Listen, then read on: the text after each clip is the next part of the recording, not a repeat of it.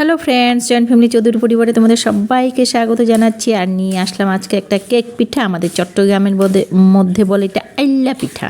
তো এটা কিভাবে বানায় আমি খুব শর্টকাটের মধ্যেই দেখাচ্ছি। শিব পুজোর সময় নিয়ে এসেছিল কলা অনেকগুলো। তো এখানে 2-3টে কলা দিয়েছি মাঝারি সাইজের, আর 150 গ্রামের মতন চাউল গুঁড়ো করেছি, আর সাথে দিয়ে দিয়েছি দুধটাও আনা ছিল শিব পূজার সময়। কি করব বলো তো এগুলো দিয়ে ভাবলাম একটা বানিয়ে নিই কিছু। তো খুব ভালোভাবে কলাটাকে আগে পেস্ট করে নিয়েছিলাম, সাথে দিয়েছিলাম কিন্তু একটু নুন, পরিমাণ মতন আর কি নুন।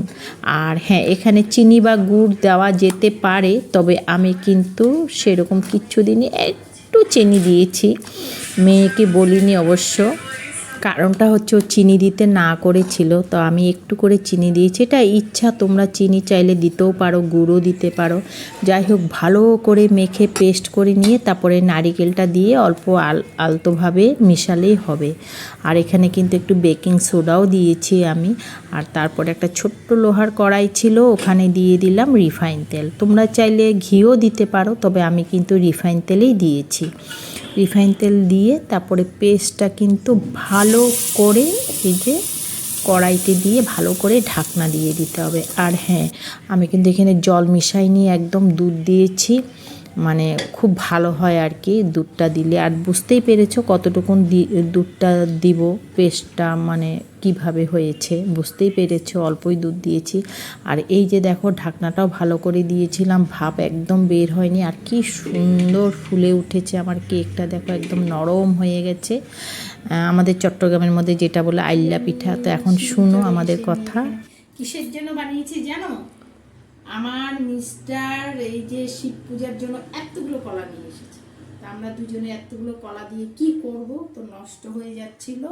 তো আমি অল্প কলা দিয়ে, আর শিব পূজার সময় নারকেলও এনেছিল, তো নারকেল। banana cake and sugarless. This is a sugarless cake. অনেক দিন পরে খাচ্ছি, তাই না? আমরা ছোটবেলায় খুব খেতাম এরকম। তোমাদেরকে দেখাচ্ছি, এই যে দেখো, আমি তো অনেকগুলো উল্টিয়ে দেখাতে পারিনি এক হাতে, এখন তো মেয়ে আসছে ভিডিও করছে। এই যে দেখো একদম সফট হয়েছে। আর এই জায়গাটা একটু পুড়ে পুড়ে গেছিল, আমি পরিষ্কার করে নিয়েছি। না, পুড়ে যায়নি, এটা নিচে থাকলে তো একটু এরকম হয়। না, এটা কারণ আছে, ওই গ্যাসটা একটু বেশি, তো এটা নিচে যদি কিছু দিতে পারতাম, তাওয়া বা অন্য আরেকটা লোহা, তাহলে হয়তো হতো না।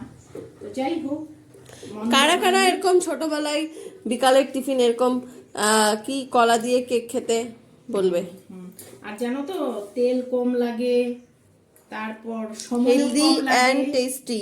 এটা যদি বড়া, মেয়ে বলেছিল বড়া বানাতে, কলার বড়া, তো সেটা বানানি, সেটা খেলে কিন্তু একটু তেলটা বেশি লাগতো।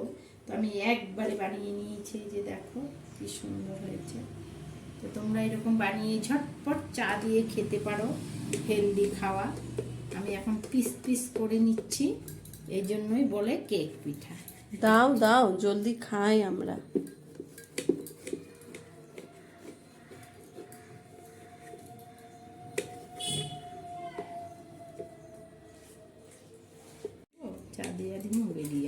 খেয়ে দেখো কেমন হয়েছে, একটা তুমি টেস্ট করে দেখো। তুমি দেখো, তুমি আগে টেস্ট আমি করো। বানিয়েছি, তোমাকে তো ভিডিও করছি, তুমি করো, খাও।